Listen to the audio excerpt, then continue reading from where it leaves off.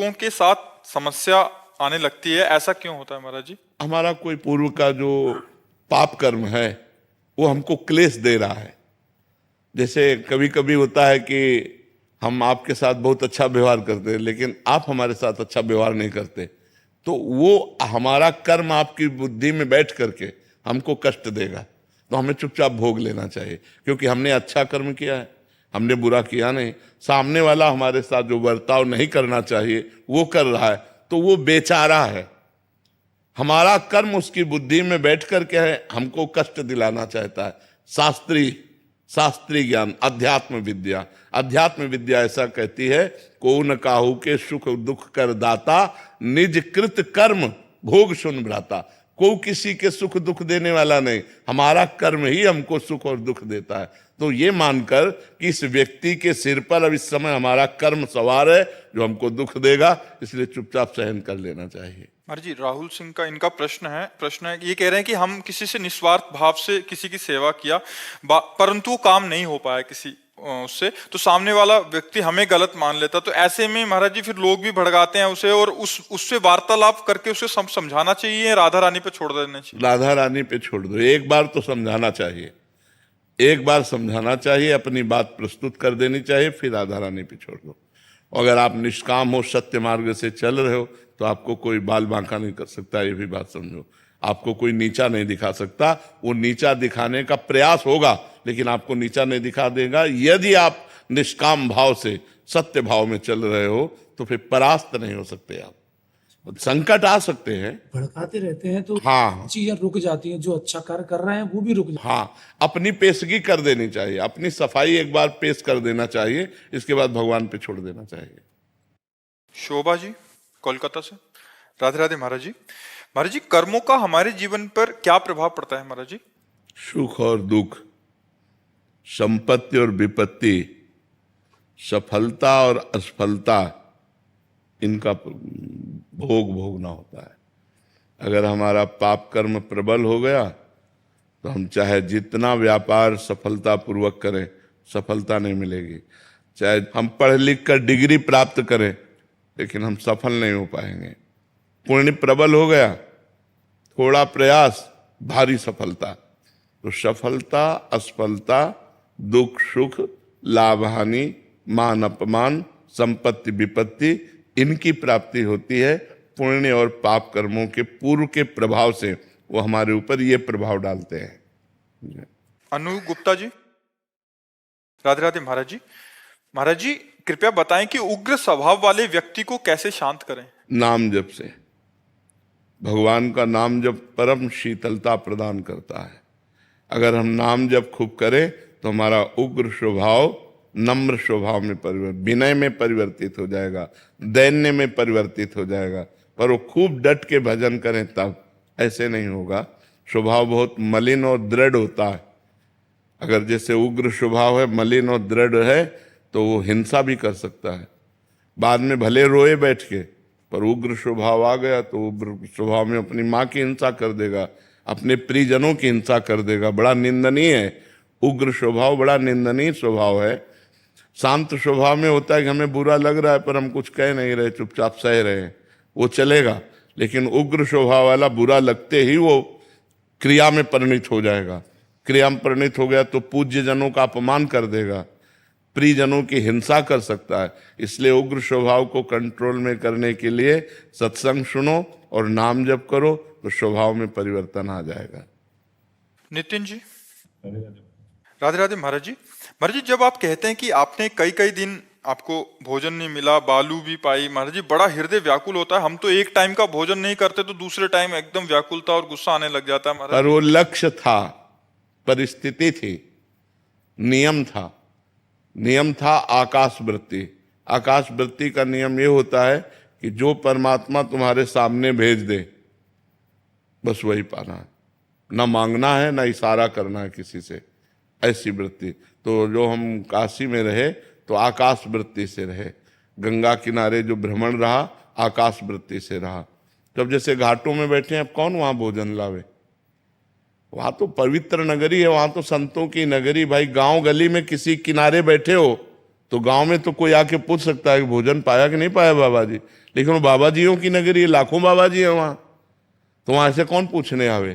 तो भगवान विश्वनाथ जी की कृपा से कभी जैसे कोई उधर निकला, थोड़ा सेतुआ दे दिया या थोड़ा 1-2 पीस बर्फी दे दी, वही खा के गंगा जल पी लिया। पर लक्ष्य था भगवत प्राप्ति, इसलिए सब सह गए। भगवान ने ऐसी कृपा करी, नहीं तो वहाँ काशी में कोई भोजन की कमी है। अन्नपूर्णा का क्षेत्र है तो कितने मारवाड़ी क्षेत्र ऐसे हैं कि आप रात दिन चलता रहता है, आप कभी भी भोजन पा सकते हो। लेकिन नियम लिया था, कभी कहीं जाएंगे नहीं, किसी से मांगेंगे नहीं, पास पैसा नहीं रखेंगे, जो हमें भगवान दे देंगे वही पाएंगे। तो लक्ष्य था भगवत प्राप्ति, इसलिए सह गए। ऐसा नहीं कि हमें पीड़ा नहीं होती थी, हमें कष्ट नहीं होता था, हमें व्याकुलता नहीं होती थी, बहुत होती थी, पर उसको सह जाना है भगवान की प्राप्ति के लिए, उसको सहना। तो ये नियम का पालन करने के लिए ऐसी भगवान ने सामर्थ्य दी थी, तो पार हो गया। पिछले हफ्ते हरिद्वार गए, मेरे संतों को ढूंढते हैं, मेरे को महाराज जी कहीं मिल जाए, बैठे हमारे भोजन दिखी नहीं। अब आजकल बहुत भारी व्यवस्थाएं सब चल रही हैं, तो प्रायः सब आश्रमों में रहते हैं। प्रायः अब ऐसे भ्रमण करना बड़ा भयावह हो गया है। अब 1-2 संत कहीं किसी गांव गली किनारे मिल जाए तो लोग मार डालें कि बच्चा चोर है, ऐसा है वैसा है। बड़ा समय गलत चल रहा है।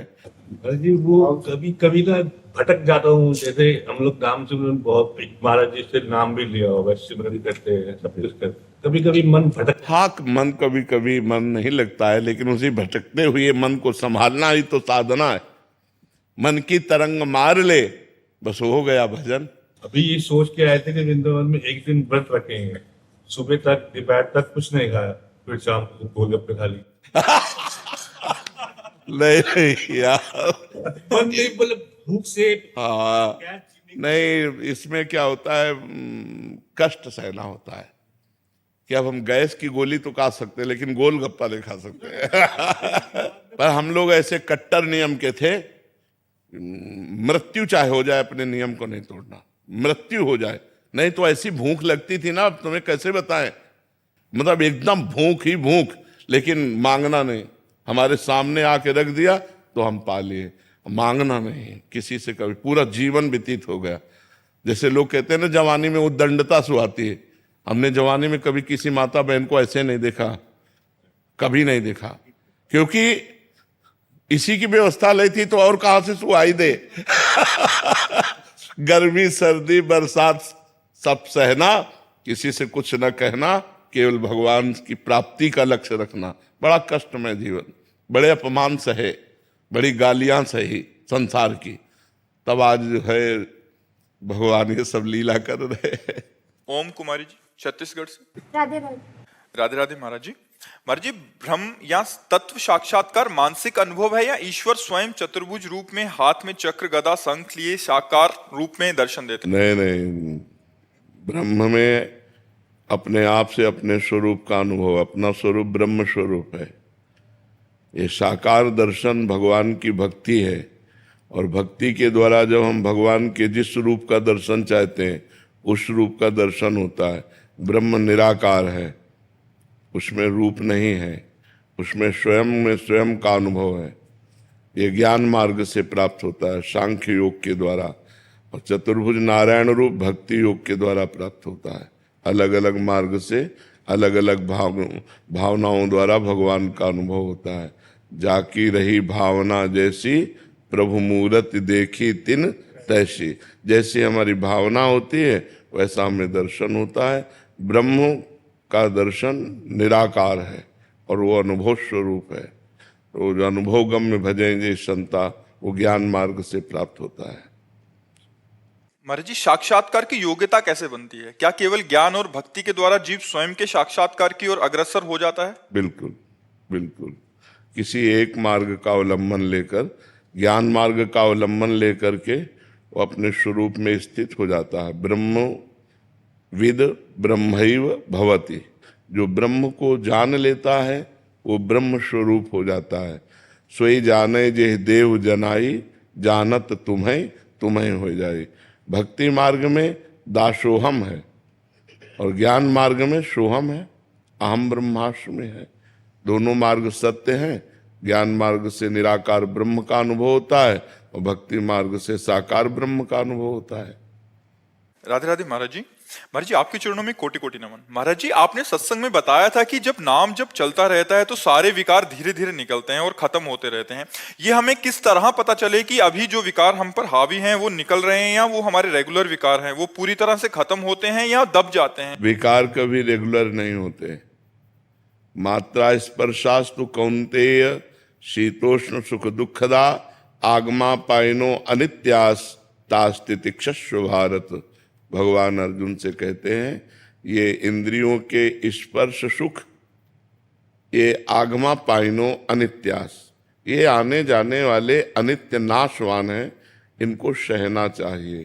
तास्तितिक्षस्व भारत, ये सहने से नष्ट होते हैं, भोगने से प्रवृत्ति बढ़ती है। जैसे जैसे हम क्रिया करते हैं भोगों की, वैसे वैसे गंदे संस्कार हमारे बनते जाते हैं। और जैसे जैसे हम धर्मयुक्त भोग भोगते हैं और संयम से रहते हैं तो हमारी इंद्रियां पवित्र, हमारा मन पवित्र, हमारा भाव पवित्र, फिर सब परम पवित्र भगवान को प्राप्त करने की योग्यता आ जाती है। जब हम नाम जप करते हैं, पवित्र आचरण रखते हैं, पवित्र भोजन पाते हैं, पवित्र व्यवहार करते हैं, तो धीरे धीरे धीरे धीरे दीर्घ काल निरंतर सत्कार सेवितो दृढ़ भूमि, दीर्घ काल तक यदि निरंतर नाम जप किया जाए और संयम से रहा जाए तो ये हमारा जो इंद्रिय दोष है, काम क्रोध आदि, ये धीरे धीरे शांत हो जाते हैं। और ये अपने को अनुभव मिलता है, किसी और को नहीं। अपना हृदय निर्विकार होने लगता है, शांत होने लगता है, गंभीरता आने लगती है, प्रसन्नता जागृत हो जाती है। ये सब देवी संपदा के सद्गुण जागृत हो जाते हैं। हिमांशु जी चौमो। राधे राधे महाराज जी, आपके चरणों में कोटि कोटि नमन। महाराज जी पूरी दिनचर्या को नियमित कैसे करें, ये समझ नहीं आता। कुछ समय तो निद्रा और भोजन आदि में चला जाता, कुछ पढ़ाई करने में, थोड़ा कुछ गुरु नियम में, बचे कुछ समय जो निद्रा में समय जाता है उसे भी भगवान को समर्पित करो, जो पढ़ाई में समय जाता है उसे भी भगवान को समर्पित करो, जो मनोरंजन में समय जाता है उसे भी भगवान को समर्पित करो। तो ये समर्पण योग आपको ज्ञान योग प्रकाशित कर देगा, आपके अंदर शुद्ध बुद्धि होने लगेगी। यत करो, शिव भगवान ने कहा जो करते हो वो मुझे समर्पित कर दो। तो नाम जप करते हुए जब चेतना में है तो नाम जप कर रहे हैं, जब निद्रा में 5-6 घंटे तो वो भी भगवान को समर्पित कर देते हैं, जब विद्या अध्ययन या नौकरी या व्यापार वो भी भगवान को समर्पित कर देते हैं। तो इस समर्पण योग से भगवत प्राप्ति की योग्यता आने लगती है। महाराज जी चाहते हैं कि मनोरंजन आदि ना किया जाए, पर मनोरंजन के बिना रहा भी नहीं जाता। हम कहाँ, बिल्कुल कीजिए, हम मना नहीं कर रहे, इसीलिए मना नहीं किया, जोड़ दिया। पर असत मनोरंजन नहीं। रामायण देखिए, महाभारत देखिए, बैठकर भगवान की चर्चा कीजिए, सत मनोरंजन करो। भक्त जन मनोरंजन भगवान का नाम है। अपने भक्तों के मन का आनंद वर्धन करने वाले भगवान है। तो भगवान की लीलाओं में मनोरंजन कीजिए, भगवान के चरित्रों को देखिए। बड़े गंभीरता से रामानंद सागर ने रामायण की और महाभारत की, किसी अन्य ने बड़ा सुंदर। सांसारिक मनोरंजन से ये भागवतिक मनोरंजन कीजिए। आप रामायण देखिए, आप बहुत से ऐसे चरित्र है, कृष्णा चरित्र है, ऐसे चरित्रों को देखिए जिससे कम से कम हमारा भाव तो जा रहा है कि ये राम जी हैं, लक्ष्मण जी हैं, ये हनुमान जी हैं, हमारा चिंतन तो बन रहा है। वो एक अनुकरण किया गया है लीला का, लेकिन हम सत्य चिंतन करने लगते हैं, ये सिया जी हैं, ये राम जी हैं, ये हनुमान जी हैं। तो हमारा चिंतन जब सिया राम में सब जग जानी आदेश है कि सारे जगत को सिया राम में देखो, भगवत स्वरूप देखो, तो जब हम रामचरित्र देख रहे हैं तो उसमें तो भगवत भाव बन ही जाता है। कभी रोना आ जाता है, कभी मन एकदम लगता है अब क्या होगा, अब क्या होगा, तो हमारा पूरा मन उसमें लग जाता है। तो हमें लगता है फिल्म आदि मनोरंजन से अच्छा है रामायण, महाभारत, कृष्ण आदि मनोरंजन। और भी बहुत भागवतिक चरित्रों का अनुकरण किया गया है, बहुत से भागवतिक प्रोग्राम हैं, उनको देखो, कथा वार्ता देखो, एकांतिक सुनो, जिससे तुम्हारा मन पवित्र हो। ऐसे चरित्र देखना या ऐसा दृश्य देखना जिससे हमारा मन गंदा हो जाए तो मनोरंजन नहीं हुआ, वो तो मन को और गंदा करके, मलिन करके हाँ, अपवित्र करना है। महाराज जी बहुत सारे बच्चे मिलते हैं महाराज जी, शुरू यहीं से करते हैं, बट वो आजकल इंस्टाग्राम रील्स फेसबुक्स में वो कहाँ पहुंच जाते हैं पता नहीं, लगता। थोड़ा फिर काफी- कंट्रोल करना पड़ेगा, अपने को थोड़ा कंट्रोल करना पड़ेगा। ऐसा नहीं कि हम मोबाइल में लगे तो मोबाइल में ही लगे हैं। हमारी कुछ एक दिनचर्या होनी चाहिए। थोड़ी देर शास्त्र स्वाध्याय, थोड़ी देर नाम जप, थोड़ी देर नाम कीर्तन, तो 10-15-20 मिनट, आधा घंटा, 1 घंटा अगर हम कोई सीरियल देख लेते हैं, धार्मिक सीरियल या सांसारिक सीरियल भी देखते हैं, तो ऐसे जिनमें गंदगी नहीं है, जो हमारे को ज्ञान प्राप्त कराएं, ऐसे सीरियल देखो। जड़ चेतन गुण दोष में विश्व कीन करतार, संत हंस गुण गाहें पे परिहरिवार विकार। ये संसार गुण और दोष दोनों मिलाकर बना हुआ है। ऐसे मोबाइल में, टीवी में गुण और दोष दोनों हैं। देखो, आप मोबाइल से ही सत्संग सुनकर यहाँ आए हो वृंदावन धाम में साधु समागम करने के लिए, तो कितना बढ़िया काम बना कि भगवान की तरफ मोबाइल ही तो लाया। सब लोगों से हम मिल थोड़ी पाते हैं। हजारों लोग ऐसे हैं जो हमसे मिले नहीं लेकिन सुधर गए, मांस मदिरा छोड़ दिया, गंदे आचरण छोड़ दिए, तो मोबाइल से सुनकर ही तो। अब हम हजारों लोग हैं जो अपने को भ्रष्ट कर लिए मोबाइल से, गंदी सीने, गंदे चित्र, गंदी बातें देखकर अपने आप को गिरा लिए। तो मोबाइल गुण और दोष दोनों से युक्त है। यदि हम गुण चाहें तो बड़े बड़े संतों के पावन चरित्र, संतों की वाणी, भगवान का लीला अनुकरण, ये सब मिलता है। और अगर हम अपने को गंदगी में ले जाएं तो देश विदेश की फिल्में, देश विदेश की गंदी बातें हम अपने दिमाग को खराब कर लें। तो हमको चाहिए कि हम मोबाइल आदि में संयम से सद्गुण को ग्रहण करें। ये नहीं कि रील पे रील देखते चले जा रहे हैं या गेम खेल रहे हैं या गंदी बातें देख रहे हैं, ऐसा नहीं होना चाहिए। प्रमोद जी उड़ीसा से। श्री हरिवंश महाराज जी। महाराज जी आप पूछना चाह रहे हैं कि महाराज जी जब आप घर से निकले और साधन उसमें लगे तो आपको कितने साल में पहली अनुभूति हुई थी महाराज जी? हम तो हर समय यही अनुभूति करते रहे कि हमें भगवान अपनी गोद में लिए, क्योंकि हम अकेले रहे। हमने कभी किसी का संग नहीं किया, बड़े बड़े महापुरुषों का संग किया और अकेले रहे। तो हमें हर समय भगवान की अनुभूति होती रहती थी कि हमारे साथ भगवान। शुरू से ऐसा क्योंकि बच्चा थे, 13 वर्ष की अवस्था से घर से निकले थे, तो हमें यह अनुभूति होता कि हमारे पास हर समय भगवान है। गंगा किनारे भ्रमण करते तो हर समय भगवान। हाँ, भगवत साक्षात्कार मुझे सन तारीख तो याद नहीं है, पर काशी के घाटों में भगवान शिव की कृपा का अनुभव हुआ, शिव का साक्षात्कार हुआ साकार रूप में, क्योंकि हमारी भावना थी प्रगट रूप में देखने की। तो जैसी भावना होती है वैसा भगवान दर्शन देते हैं। और उस समय बस एक ही लौ लगी थी, कई कई दिन भूखे रहते, भोजन घाटों में कहाँ मिलता है। वहाँ तो मारवाड़ी क्षेत्र में जाओ तो भोजन पाओ जा करके। तो कभी कोई 1-2 पीस उधर से निकला, बर्फी दे दी या थोड़ा सा सतुआ दे दिया ऐसे, तो वही कमंडल के ढक्कन में गंगा जल से सान के चाट लेते।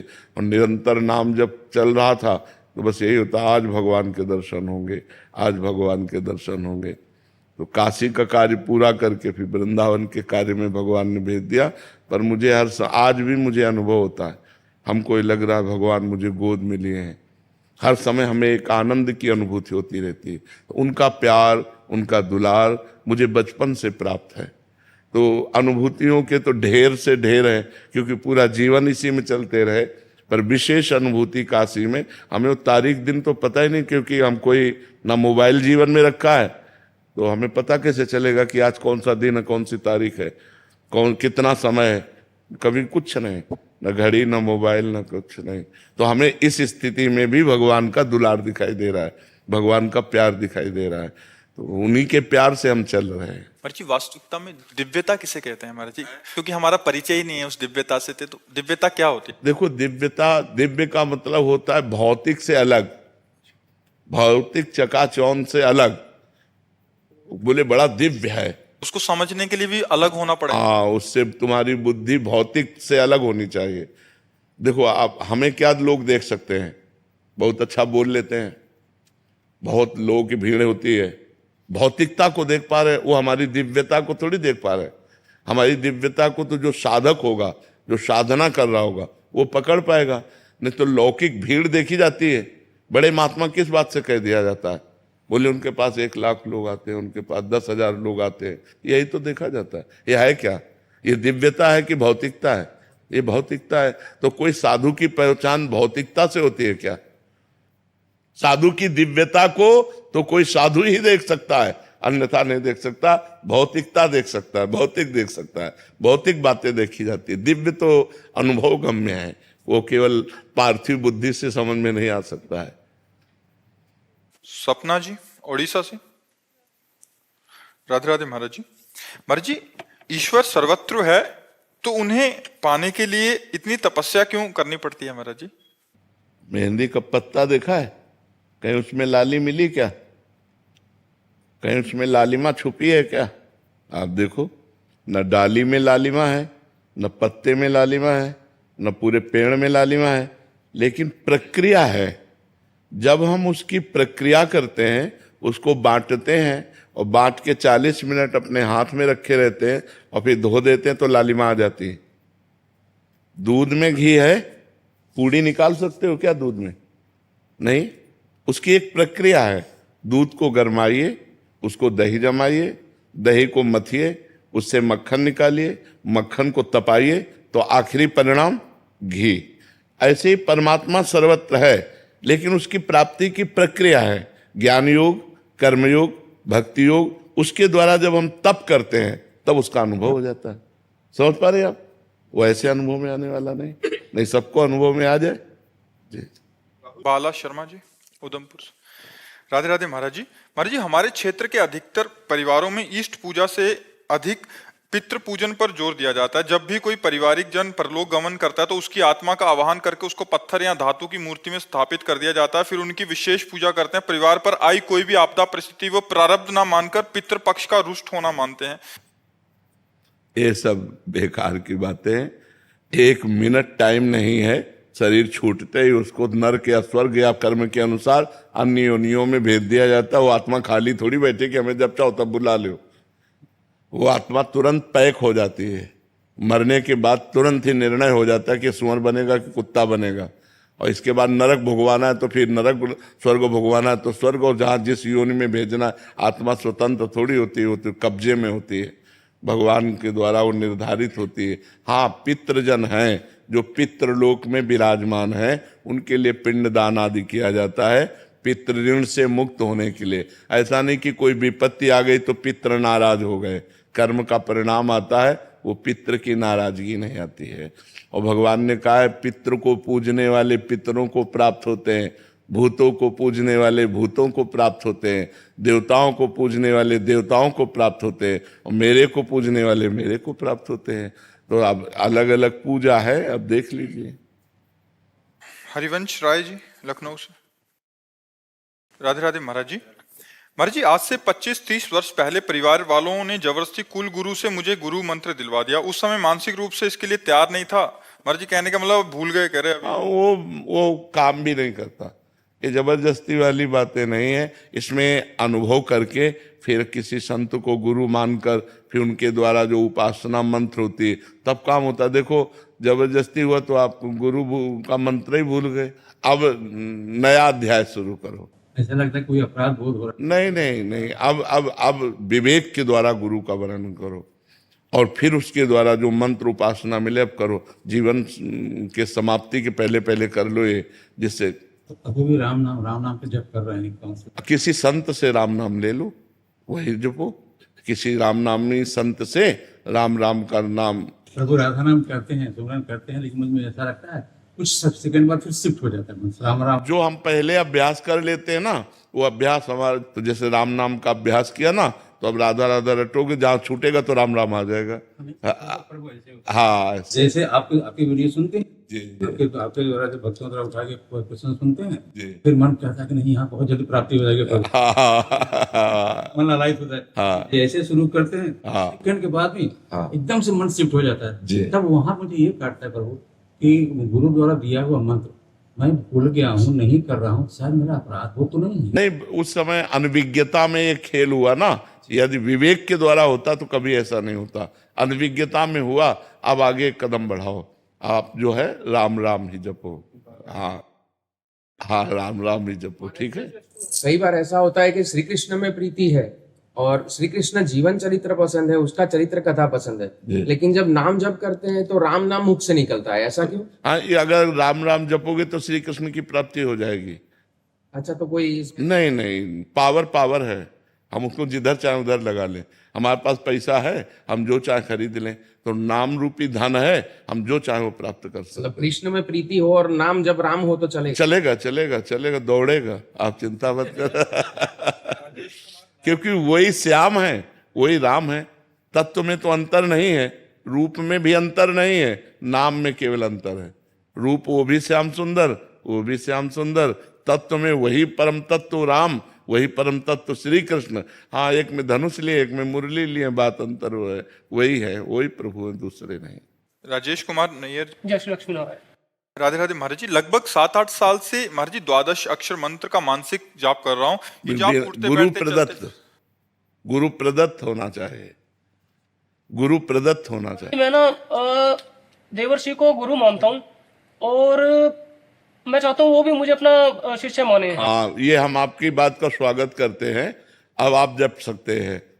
देवर्षि नारद जी के द्वारा ही प्रदत्त 12 अक्षर मंत्र ध्रुव जी को है, भाव से कीजिए और देवर्षि नारद जी को गुरु पद में स्थापित कर दीजिए। आपको जब सही भजन होगा तो स्वीकृति हो जाएगी कि देवर्षि नारद जी आपको शिष्य रूप में स्वीकार कर लिए। आप जपिए। अच्छा गुरुदेव, मैं ना जैसे कभी कभी तो मानसिक चलता है 12 अक्षरी मंत्र, और कभी कभी वैष्णो माता को मानता हूँ मैं, कभी कभी बीच बीच में मेरा फिर नहीं, देखो हम ये कह रहे हैं कि निशाना एक जगह मारो। अब लक्ष्य रखे हो अमुक बिंदु और हेर रहे हो इधर, तो निशाना नहीं लग पाएगा। भगवान एक ही है, वही जब शक्ति रूप धारण करते हैं तो वैष्णो देवी, दुर्गा देवी, काली देवी, वही जब शांत रूप धारण करते तो सिया जी, राधा जी, रुक्मिणी जी, वही है, एक तत्व है। तो बस एक में लग जाओ, दर्शन सब जगह करो, प्रणाम सब जगह करो, जाओ सब जगह, मना नहीं, लेकिन लक्ष्य एक रखो कि मेरे, जैसे मीरा जी कहती मेरे तो गिरधर गोपाल दूसरा न कोई। एक जगह लग जाओगे तो तुम्हें लाभ प्राप्त होने लगेगा। बहुत जगह मन लगाने से वो बात नहीं बनती जो ऊंचाई पे चढ़ने के लिए चाहिए। तो एक लक्ष्य चाहिए। तो मैं गुरु प्रदत्त मान के बस गुरु देवर्षि नारद जी प्रदत्त 12 अक्षर मंत्र को जप करो और श्रीमद् भागवत का पाठ करो, आनंद। मैं सोच रहा पहले मैं उनसे एक बार प्रार्थना करूं कि मैं आपको गुरु बनाना चाहता हूं, आप मुझे शिष्य बना लो। मैं आपसे पहले इजाजत ले लूं मैं? हाँ बिल्कुल, नारद जी को गुरु बना लो, वो हैं, अब भी हैं, वो भी हैं। अच्छा, मेरा एक और प्रश्न है गुरु से। असल में हमें भगवान इतना कुछ देते हैं, मतलब बीवी, बच्चे, धन दौलत, पैसा, मकान, सब कुछ, और हम भगवान का नाम गिन गिन के लेते हैं, ऐसा क्यों? गिन गिन के तो लेने के लिए इसलिए कहा गया है कि तुम्हारी रुचि बन जाए। अभी रुचि नहीं है ना, तो जैसे आज 10,000 जपा तो कल 12,000 जपे, तो 15,000 जपे, और जब जपने में आ जाओगे तो ये गिनना खत्म हो जाएगा। हाँ, वैसे ना, मतलब गिनने में लाभ ये है कि हमारी रुचि बढ़ जाती है। कभी कभी सोते सोते भी अंदर चल रहा होता है। हाँ, बहुत अच्छा है, बस चुपचाप रखो, गुप्त रखो और खूब भजन करो। अपवित्र दशा में न जपना, शौच, बाथरूम आदि में नाम जप करना, कृष्ण कृष्ण कृष्ण, लेकिन पवित्र अवस्था में 12 अक्षर मंत्र, ठीक है। ऋषिकेश से प्रियंका जी। श्री हरिवंश महाराज जी।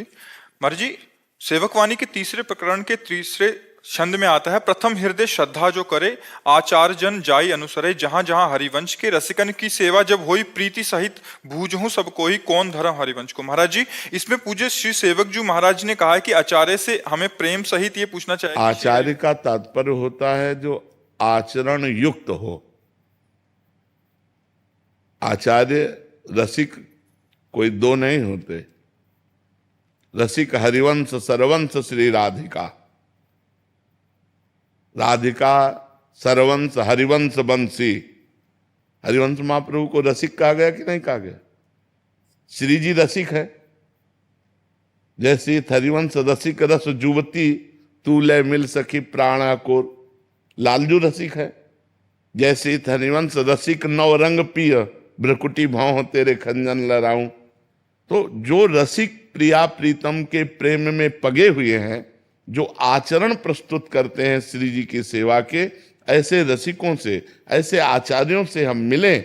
और कौन धर्म हरिवंश को, हरिवंश का धर्म कौन है, ये हम उनसे पूछें। कैसे सेवा, कैसे आचरण करें जिससे हरिवंश प्रसन्न हो, प्रिया प्रीतम प्रसन्न हो, प्रिया प्रीतम की प्राप्ति हो, ये बात उसमें पूछी गई। तो क्या संशय इसमें? महाराज जी कह रहे हैं कि हमें प्रेम सहित ये पूछना चाहिए कि श्री हरिवंश का धर्म क्या है। कृपया हमें भगवान समझाने का कृपा करें कि मेरा आश्रय मतलब मुझे हमारी हितोपासना में और गाढ़ प्रेम हो जाए। 84 जी और इसका तो पाठ करती हूँ, पर फिर भी गाढ़ प्रेम उत्पन्न, बस फिर भी नहीं लगना चाहिए। सेवक शरण सदा रहे, अनत नहीं विश्राम, कै वाणी हरिवंश की, कै हरिवंश नाम। या तो नाम चल रहा है या वाणी। नाम वाणी जहां, श्याम श्यामा तहां। नाम वाणी सुनत, श्याम श्यामा सुबस। नाम वाणी निकट, श्याम श्यामा प्रगट। और सुख देवे को चाव चित, सब सो हित निष्काम। या सुधर्म हरिवंश को, नाम गिरा विश्राम। सबकी सेवा करने का भाव हो। सब में श्यामा श्याम विराजमान है। जैसे गोस्वामी जी कैसे सी राम में सब जग जानी, ऐसे राधे श्याम सब जगह विराजमान है। चिद चिद लक्षणम सर्वम राधा कृष्णमयम जगत। पूरे जगत में भगवान हर जीवात्मा में विराजमान है। सबकी सेवा करें, सबके प्रति भाव रखें, किसी से लड़ाई झगड़ा द्वेष पाप आचरण न करें, यही हरिवंश धर्म है। खूब नाम जप करें, वाणी जी का गायन करें और श्री जी की सेवा विराजमान करके अष्टयाम सेवा करें। राहुल शर्मा जी। राधे राधे। राधे राधे महाराज जी। महाराज जी, जब किसी का अच्छा मकान और कोई गाड़ी अच्छी देखते हैं तो लगता है ऐसा बड़ा घर मेरा भी होता, गाड़ी मेरे पास भी होती। महाराज जी, ये सोचना है अगर हम किसी को देख कर के सोचते हैं कि अच्छा मकान और अच्छी गाड़ी होनी चाहिए, तो किसी को मर के देख के फिर हमारी सोच क्यों नहीं काम करती कि हमको भी मरना है, कुछ साथ नहीं जाना है। इसलिए यार अच्छा काम कर लो, दूसरों को सुख पहुंचा लो, नाम जप लो, भगवान का चिंतन कर लो, परलोक बना लो। इस लोक का तो कुछ जाने वाला है नहीं, तो परलोक के विषय में कभी सोचा? परमार्थ के विषय में कभी सोचा? भगवान की प्राप्ति के विषय में कभी सोचा? हम कह रहे हैं 1 अरब का तुम्हारा मकान हो, लेकिन मरोगे तो ईंट लाद के ले जाओगे क्या? शरीर भी तो नहीं जाएगा। अरबों बैंक में जमा हो, यहीं के यहीं रह जाएंगे। यार झूठी चीज के लिए क्यों इतनी बड़ी कामना करना?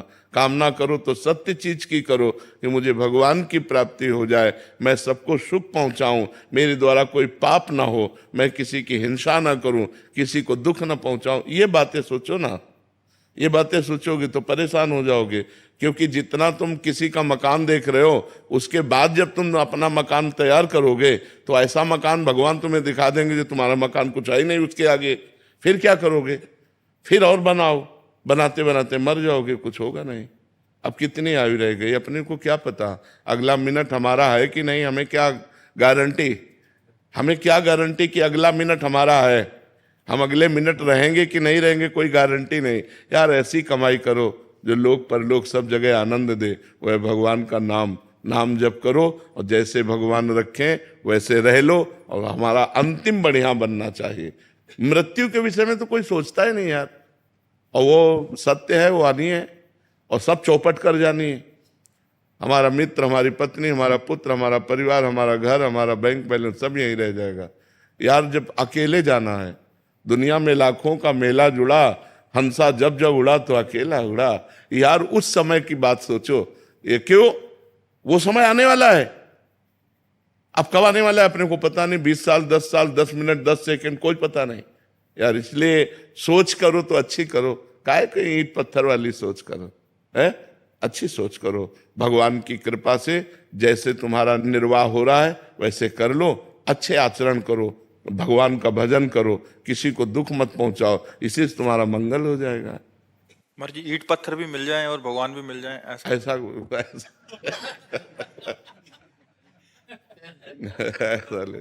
भगवान का लक्ष्य कर लो तो फिर सब व्यवस्था हो सकती है। ईंट पत्थर का लक्ष्य करोगे तो भगवान नहीं मिलेंगे। भगवान का लक्ष्य कर लो तो ये सब व्यवस्था हो जाएगी। महाराज जी जैसे जाते रास्ते में तो मकान देख के भाव आता है, ऐसा मेरा भी होता है। तभी तो कह रहे जब राम नाम सत्य बोलते हुए देखा होगा तब ले सोते। महात्मा बुद्ध जी को इसी से तो वैराग्य हुआ था। जब अंतिम शव यात्रा को देखा बोले सबकी होती है, तब बोले अब मैं सत्य को प्राप्त